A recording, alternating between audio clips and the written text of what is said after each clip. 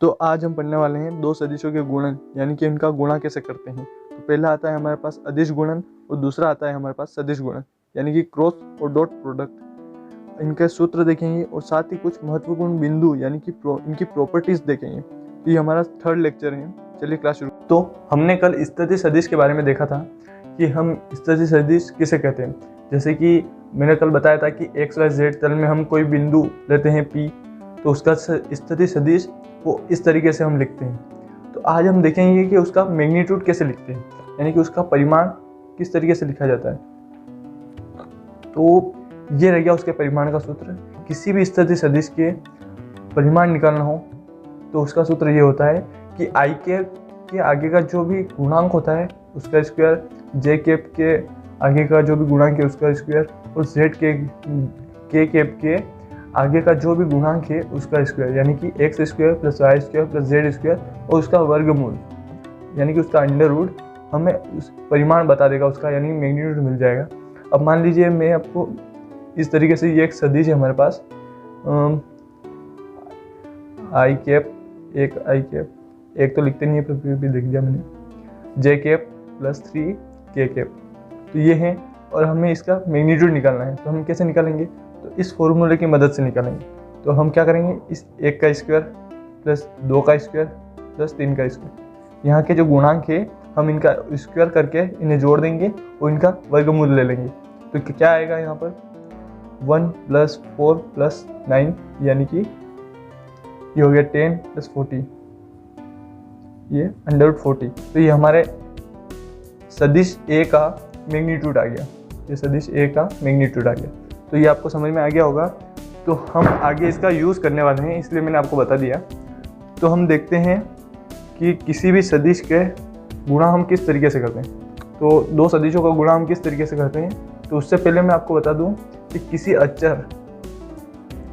भी अचर राशि जैसे कि k मान, उसका सदिश से गुणा किस तरीके से करते हैं और भाग किस तरीके से करते हैं वो बता देता हूँ। उसके बाद हम उन दोनों के प्रकार पर आएंगे कि हम किस तरीके से दो सदिशों का गुणा करते हैं।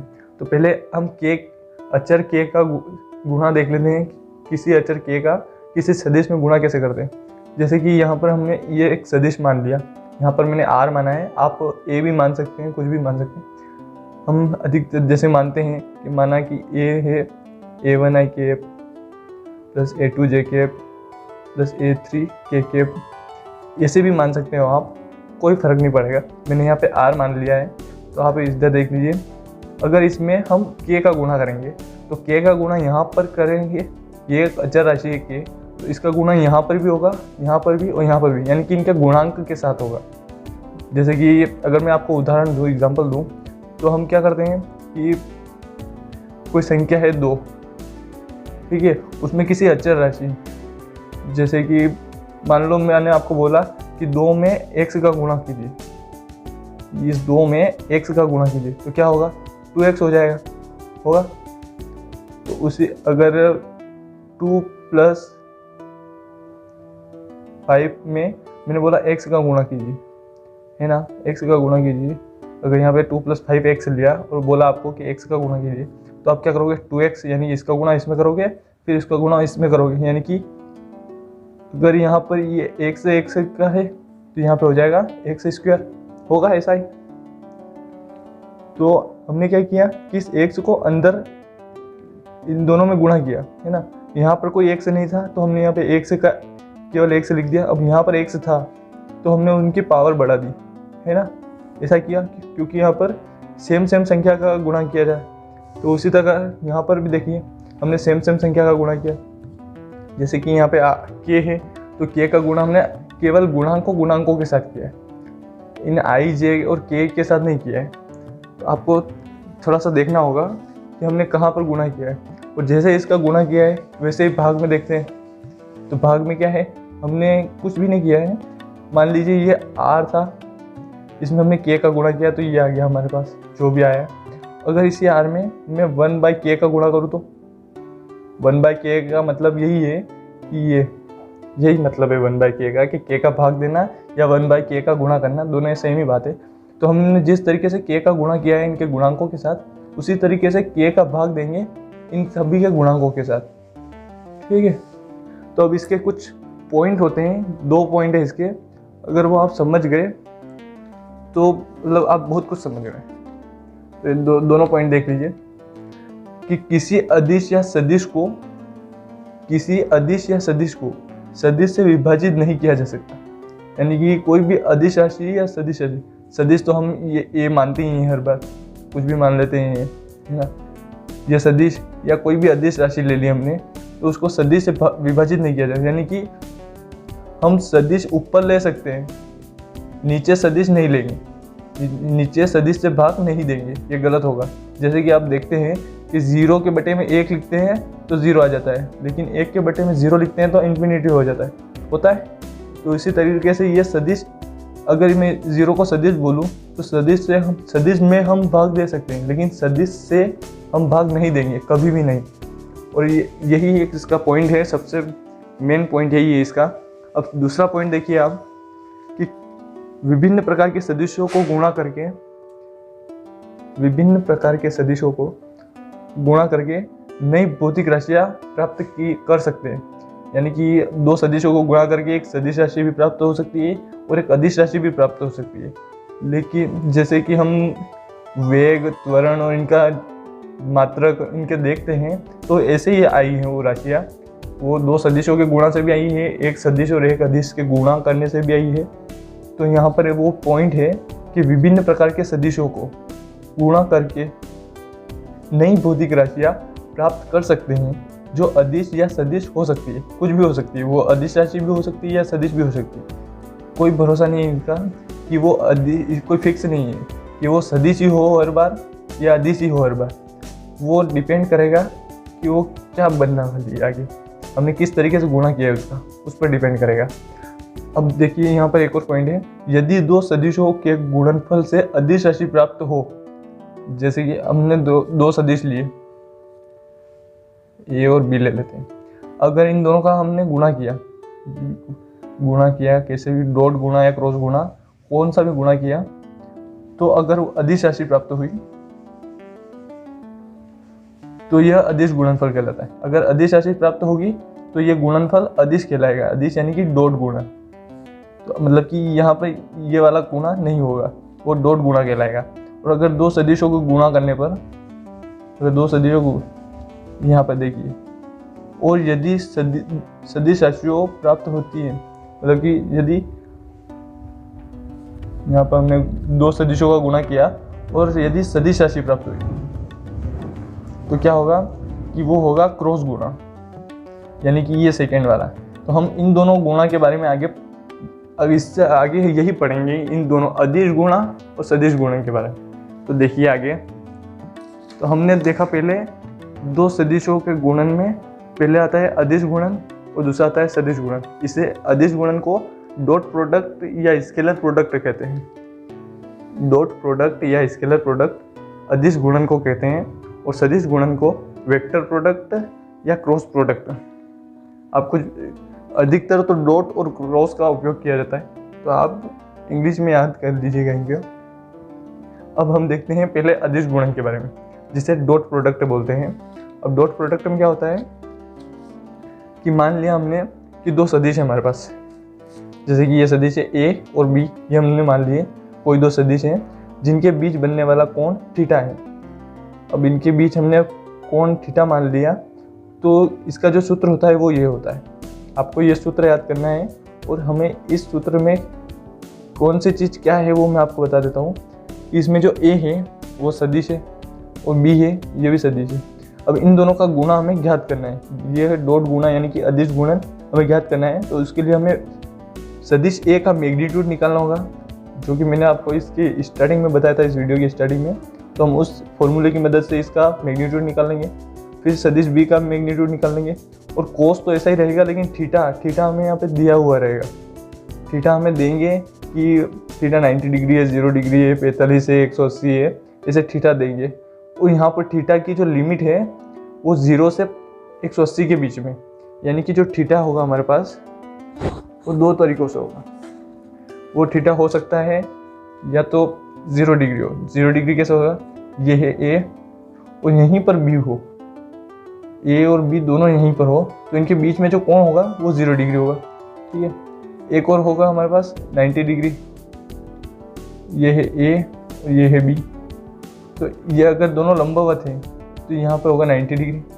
और एक और होता है कि ए इधर है और बी इधर है, ए इधर है और बी इधर है, तो यहाँ पर जो कोण होगा वो 180 डिग्री यानी कि पाई। तो ये तीनों कोण हमें यहाँ पर देख, इस 0 से छोटा तो हो ही नहीं सकता और 180 से बड़ा हमें नहीं लेना है। तो थीटा की लिमिट है कि वो 0 और 180 यानी कि पाई के बीच में रहेगा। ठीक है, 0 के बराबर वो बड़ा रहेगा, पाई के बराबर और पाई से छोटा रहेगा। तो इस तरीके से यहाँ पे थीटा, ये थीटा का मान इसकी लिमिट रहेगी। तो अब आगे देखते हैं हम। तो ये आप ये सूत्र याद कर लीजिएगा और इस सूत्र में आपको कुछ भी नहीं करना है, इनके मान रखने हैं। आपको ये दो सदिश दिए जाएंगे और इन दो सदिशों का गुणन ज्ञात करने के बोला जाएगा। तो आपको इनका मैग्नीट्यूड निकालना है, दोनों सदिशों का अलग अलग, और थीटा दिया जाएगा, उस थीटा रखना है और उनका मान यहाँ पर रख देने। अब मैं आपको इनकी प्रॉपर्टी बता देता हूँ कि प्रॉपर्टी में क्या क्या आते हैं। प्रॉपर्टी ही मेन है, आप इसे समझ लीजिए पहले और आप इसे फिर याद कर लीजिएगा। आपको ये याद तो करना ही होगा क्योंकि आप समझ कर भी इसे ज़्यादा देर तक याद नहीं रख सकते। तो आप इन्हें 2-3 बार अगर रिपीट करेंगे तो आपको ये बहुत अच्छे से याद हो जाएंगे। तो प्रॉपर्टी में हम देखेंगे कि पहला है हमारे पास, दो सदिशों का अदिश गुणन सदैव अदिश राशि होती है। अगर मैं आपको एक एग्जांपल दूं, एग्जांपल दिया मैंने कि ए दे दिया आपको आई प्लस आई कैप प्लस जे कैप प्लस के कैप, और बी दे दिया आपको 1 मतलब कि आई कैप प्लस 2 जे कैप प्लस 3 के कैप, ये दिया ए और बी दो सदिश। अब इनका अदिश गुणन यानी कि ए डॉट बी करना है हमें। तो हम क्या करेंगे, तो हमारे पास ये सूत्र है कि ए का मैग्नीट्यूड प्लस बी का मैग्नीट्यूड कोस थीटा। हमें यहाँ पे थीटा भी दिया जाएगा, तो थीटा हमें यहाँ पे दे दिया मान लीजिए 90 डिग्री दे दिया। तो हम पहले ए का मैग्नीट्यूड निकालेंगे, यानी कि ए का मैग्नीट्यूड निकाला तो सूत्र लगा देंगे हम कि ए का स्क्वायर प्लस 1 का स्क्वायर प्लस 1 का स्क्वायर, यानी कि इसका गुणन का स्क्वायर, इसके गुणन का स्क्वायर, इसके गुणन का स्क्वायर। तो हमने ये लगा दिया, तो 1 2 3 तो √3। अब यहाँ पे बी में लगाएंगे तो 1 का स्क्वायर प्लस यहाँ पे 2 है तो प्लस 2 का स्क्वायर प्लस 3 है तो 3 का स्क्वायर। ये हो गया 1 4 और 9 कितना हो जाएगा 40 √40। तो ये आ गया हमारे पास ए और बी। और कोस थीटा का मान है हमारा 90, तो थीटा 90 रखा तो 90 का मान हो गया 0।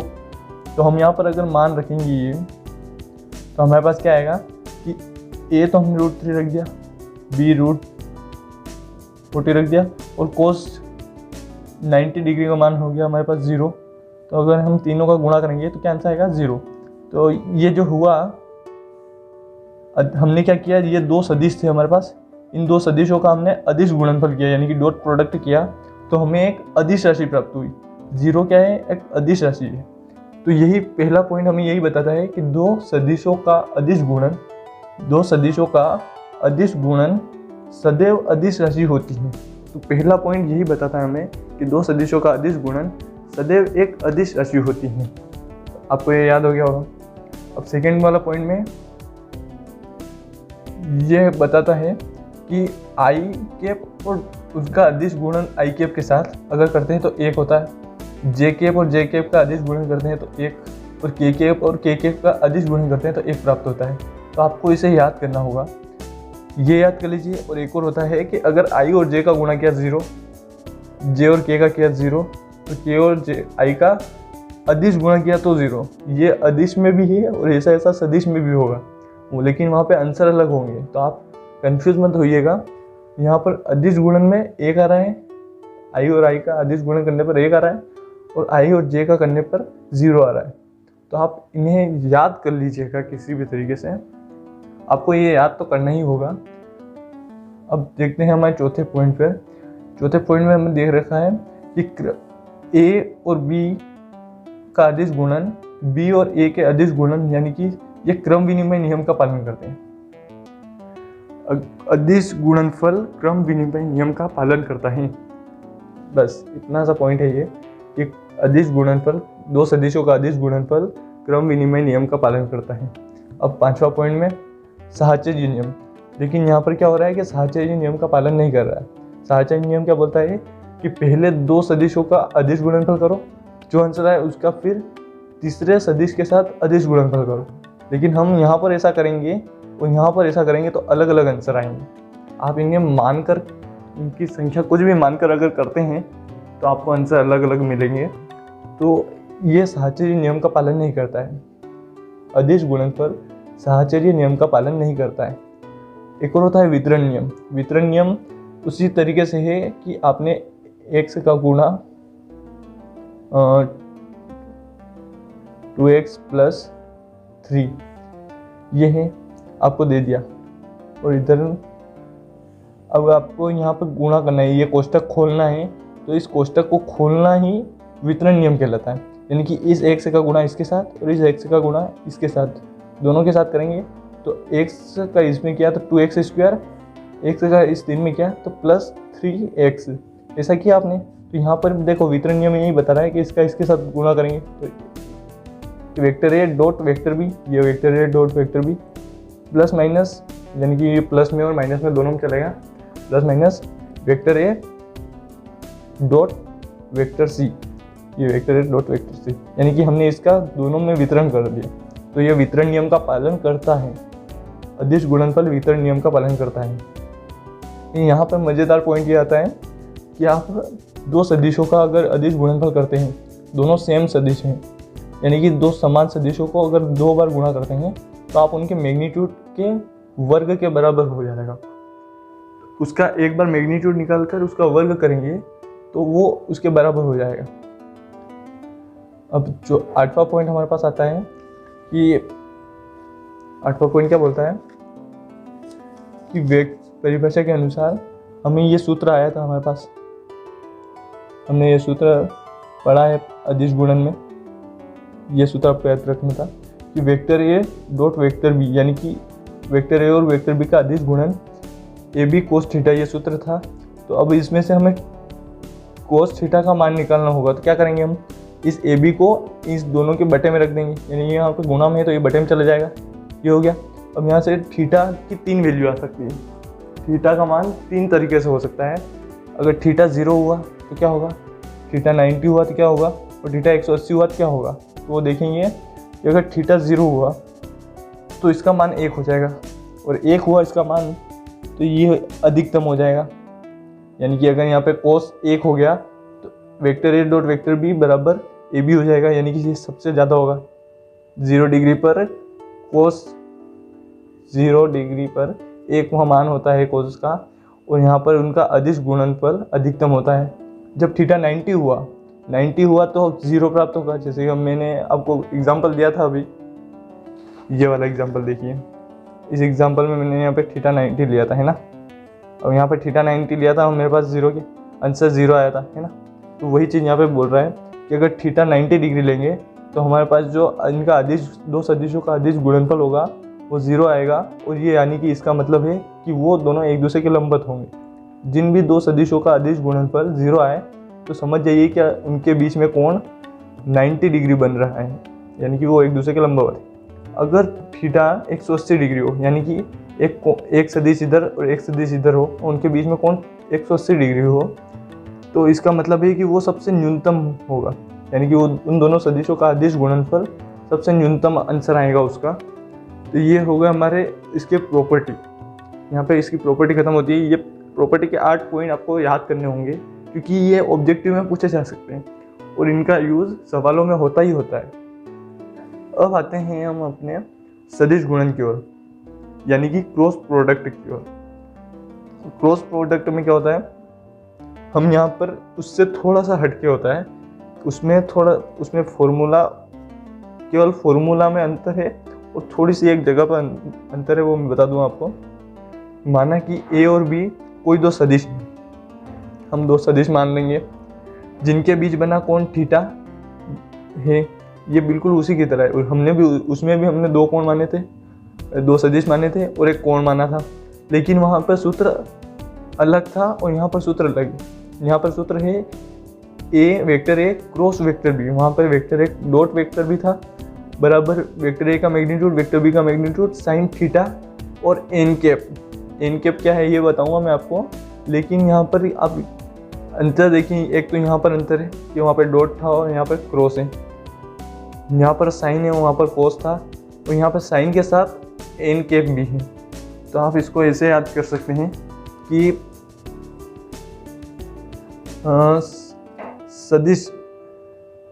सदिशों का अदिश गुणन, सदिशों का अदिश गुणन में हम डॉट का यूज करते हैं, और सदिशों का सदिश गुणन यानी कि सदिशों के सदिश गुणन में हम क्रॉस का यूज करते हैं। तो अब अदिश गुणन में हमारे पास फॉर्मूला आता है वेक्टर ए डॉट वेक्टर बी, ऐसे करते हैं। मैग्नीट्यूड तो दोनों में रहता है, ये वेक्टर बी का मैग्नीट्यूड यहाँ पे होता है कोस थीटा, है ना। तो इसमें क्या होता है, कोस लगा के वेक्टर ए का मैग्नीट्यूड वेक्टर बी का मैग्नीट्यूड साइन थीटा और एन कैप। अब यहाँ पे ये अदिश का था और ये सदिश का है ना। तो यहाँ पे सदिश से आप साइन याद रख लीजिए कि सदिश गुणा करेंगे तो साइन आएगा, और साइन के साथ एन कैप को भी याद रख लीजिए। तो यहाँ पर ये पीछे वाला टर्म आपको याद हो जाएगा, ये दोनों सेम थे ही थे। यहाँ पर कोस और साइन का लफड़ा था, तो साइन के लिए मैंने बता दिया कि आपके पास अगर सदिश गुणा कर रहे हैं तो सदिश के लिए आप साइन याद कर लीजिए, स से स सदिश साइन, ठीक। और यहाँ पर केवल डॉट का और क्रॉस का याद करना है, तो वो आप ध्यान रख लीजिएगा कि अगर कोस आया तो डॉट है, साइन आया तो क्रॉस है। साइन यानी एक हम बोलते नहीं है सिग्नेचर करो, साइन आपका साइन बताओ, तो साइन ये वाला साइन है, अब ये याद रखिए। साइन का मतलब क्रॉस यानी कि क्रॉस गुणा। सदिश को हम वैसे भी क्रॉस प्रोडक्ट बोलते हैं सदिश गुणन को, तो आप वैसे भी याद कर सकते हैं। तो अब हम देखते हैं इनके बीच के ये जो एन है इसके बारे में। एन क्या चीज़ है, तो एन है यहाँ पर ये एन का ये फॉर्मूला है एक हमारे पास, आपको ये याद करना है। एन कैप का मतलब होता है सदिश ए का और सदिश बी का सदिश गुणन बटे सदिश ए और सदिश बी का सदिश गुणन का मैग्नीट्यूड। ये होता है वेक्टर एन का फॉर्मूला। आप इसे याद कर लीजिए क्योंकि ये ऑब्जेक्टिव में एज ए फॉर्मूला पूछा जाता है, ये सवालों में भी आता है। अब इसका सदिश गुणा करेंगे तो यहाँ पे सवाल में भी आ रहा है, और मैंने बता ही दिया ऑब्जेक्टिव में भी आता है, ठीक है। तो अब ये जो थीटा है वो थीटा ए और बी के बीच का कोण है, जो आपको पता ही था। अब देखते हैं हम इनकी प्रॉपर्टी में क्या क्या चीज़ आती है। तो प्रॉपर्टी में देखिए,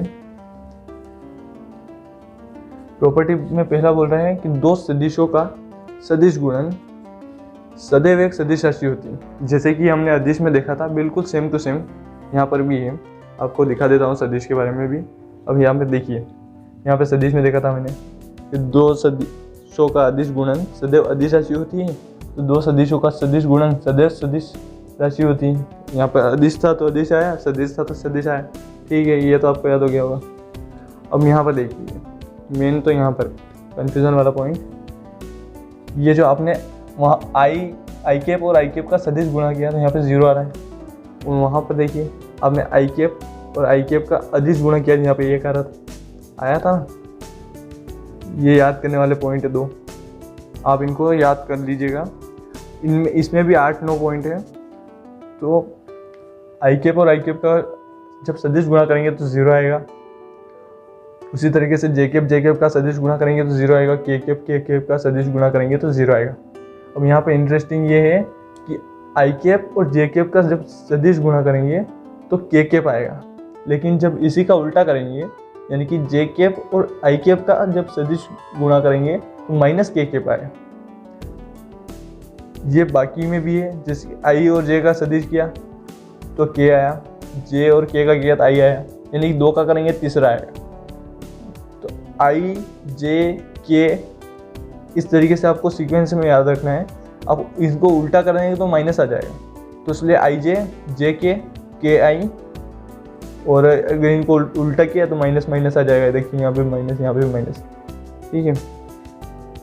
अब यहाँ पे देखिए आप चौथा वाला पॉइंट, यहाँ पर जो ये सदिश है ये क्रम विनिमय नियम का पालन नहीं कर रहा है, आपको साफ दिख रहा है, क्योंकि ए सदिश ए और सदिश बी का सदिश गुणा कर रहे हैं, वो सदिश बी और सदिश ए के सदिश गुणा के बराबर तो आ रहा है, लेकिन क्या माइनस भी लग रहा है ना। तो ये क्रम विनिमय नियम का पालन नहीं करता है, ये क्रम विनिमय नियम है था। अब यहाँ पे साहचर्य नियम, ये साहचर्य नियम का पालन कर रहा है। देखिए यहाँ पर आप कुछ एग्जाम्पल ले लीजिएगा इसके लिए, और इसको करेंगे तो आपको पता चल जाएगा कि ये क्या बोल रहा हूँ मैं, प्रूफ हो जाएगा, आपको पता चल जाएगा। तो वेक्टर ए और वेक्टर बी, वेक्टर सी का जब हम साहचर्य नियम देखते हैं, इनको मानकर साहचर्य नियम में, ये साहचर्य नियम है, जब इसमें मान रखेंगे तो आपको इन दोनों के मान बराबर मिलेंगे। अब थर्ड वाला पॉइंट में देखिए वितरण नियम, यानी कि इस ए का इसमें और ए का सी में, ए का बी और ए का सी में जब हम करेंगे, वितरण करेंगे तो देखिए यहाँ पर, तो ये क्या है, वितरण नियम का पालन करेगा। आप इनको ए बी सी के मान लीजिएगा अपने मन से, कुछ सदिश मान लीजिएगा, और उनके मान जब आप यहाँ पर रखेंगे तो आपको इन दोनों के जो टर्म है वो बराबर दिखाई देंगे, LHS और RHS दोनों बराबर मिलेंगे। अब यहाँ पर दो सदिशों का जब हम सदिश गुणा करते हैं तो हमें 0 प्राप्त होता है।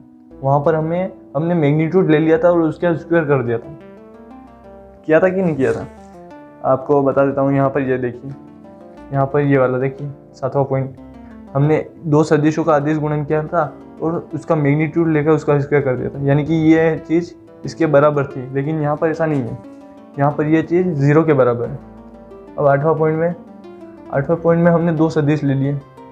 अब इनका सदिश गुणन करना कैसे है वो बताऊंगा मैं आपको, कि उन सदिश गुणन के लिए मैंने आपको एग्जांपल दे दिया था कि हमने मैग्नीट्यूड लेना है और ऐसे करना है। लेकिन यहाँ पर क्या है कि इस तरीके से होगा, दो सदिशों का सदिश गुणन हम डायरेक्ट इस तरीके से कर सकते हैं, बिल्कुल डायरेक्ट। हमें डायरेक्ट करना हो तो हम इस तरीके से कर सकते हैं, यानी कि हमें आई जे के ये तो हमारे पास रहेंगे ही रहेंगे। अब यहाँ पे जो गुणांक रहेंगे हमें उनको इन दो रो में लिखना है, इन दो रो में हमें उन गुणांकों को लिखना है, यानी कि जो हमारे जो सेकेंड रो है हम उस सेकेंड रो में सदिश ए के गुणांक लिखे हैं, A1 A2 A3, यानी कि आई के सामने वाला A1, जे के सामने वाला A2 था, के सामने वाला A3 था, वो यहाँ पे लिखा है। और उसी तरीके से बी का जो गुणांक थे उन गुणांकों को हमने यहाँ पे लिखा B1 B2 B3, यानी कि आई के सामने वाला B1 था तो आई वाली रो कॉलम में हमने B1 को लिखा, फिर B2 को लिखा J वाली में, और B3 को हमने K वाली में लिखा, ठीक है। तो अब अगर हम इसका प्रसार करेंगे तो हमें इसका सदिश गुणन मिल जाएगा, दो सदिशों का सदिश गुणन मिल जाएगा। अब परिभाषा क्या कहती है कि परिभाषा से हमने देखा था कि ये सूत्र हमारे पास आया था सूत्र कि हमने वेक्टर ए और वेक्टर बी का सदिश गुणन के लिए ये सूत्र याद किया है, जिसमें वेक्टर ए का परिमाण वेक्टर बी का परिमाण साइन थीटा और एन कैप का सूत्र मैंने बता दिया था आपको। तो यहाँ पर अगर मैं इस साइन थीटा को निकालूंगा, यानी कि इस साइन को इधर ही रहने दूं और इस एन कैप को और इन दोनों मैग्नीट्यूड को इसके बटे में भेज दूंगा, क्योंकि ये दोनों यहाँ पर गुणा में हैं। तो इन दोनों को मैंने भेज दिया इधर बटे में, यानी कि भाग देने के लिए। तो ये आ गया भाग पे और ये भी आ गया यहाँ पे भाग पर, एन कैप भी आ गया भाग पे। अब एन कैप का फॉर्मूला मैंने बताया था आपको, एन कैप का फॉर्मूला क्या होता है, ये वाला होता है, एन कैप बराबर वेक्टर ए का और वेक्टर बी का सदिश गुणन बटे दोनों के सदिश गुणन का मैग्नीट्यूड। चूँकि ये आर एन का फॉर्मूला होता है तो हम इस एन के फॉर्मूले को यहाँ पर रखेंगे, तो यहाँ पर रखेंगे तो देखो क्या होगा, ये जो हो उल्टा होकर जाएगा। ये एन यहाँ पर नीचे है, यहाँ पर नीचे रखेंगे तो यहाँ से ये इससे ये वाला कटेगा और ये वाली चीज़ ऊपर चली जाएगी। तो ये हमारे पास साइन थीटा का फॉर्मूला आ जाएगा। हमें बोल सकते हैं कि साइन थीटा ज्ञात करके बताओ, तो साइन थीटा हम यहाँ से इस तरीके से, और हमें बोल दे केवल थीटा ज्ञात करके बताओ, तो हम साइन को भी उधर भेज देंगे, ठीक है, यानी साइन इन्वर्स कर देंगे और थीटा ज्ञात कर लेंगे। तो ये था हमारे सदिशों का अदिश और सदिश गुण, यानी क्रॉस प्रोडक्ट और डॉट प्रोडक्ट। तो हमें यहाँ पर दोनों के सूत्र याद रखने, केवल कुछ भी नहीं याद रखना है, केवल इनके सूत्र याद रखेंगे कि अदिश गुणन आया, अदिश यानी कि डॉट प्रोडक्ट आया, और क्रॉस डॉट प्रोडक्ट आया तो क्या है उसका सूत्र, और क्रॉस प्रोडक्ट आया तो उसका सूत्र क्या है, ये देख लीजिए आप एक बार और आपको याद हो जाए। यहाँ पर ये दोनों टर्म तो यहाँ पर सेम है कि नहीं, ये सेम है। अब यहाँ पे मैंने क्रॉस, यहाँ पे सदिश बोला, इसको क्रॉस प्रोडक्ट को बोला सदिश, डॉट को बोला अदिश। डॉट से आपने यहाँ पे डॉट लगा दिया, क्रॉस से यहाँ पे क्रॉस लगा दिया। अब मैंने बोला था सदिश से आपको यहाँ पर साइन लगाना है, और साइन लगाया है, साइन थीटा लगाया है, तो यहाँ पे एन कैप भी आपको याद रखना है साइन के साथ। और यहाँ पर साइन इधर हो गया तो यहाँ पे ऑब्वियसली कोस बचा, यहाँ पे कोस थीटा हो जाए। ठीक है, आपको समझ में आ गया होगा। तो मिलते हैं अगले वीडियो में। Thank you. वीडियो पसंद आई हो तो लाइक कीजिए, सब्सक्राइब कीजिए हमारे यूट्यूब चैनल को, ताकि आपको ऐसे ही वीडियो रोज़ मिलते रहें। तो मिलते हैं अगले वीडियो में। Thank you.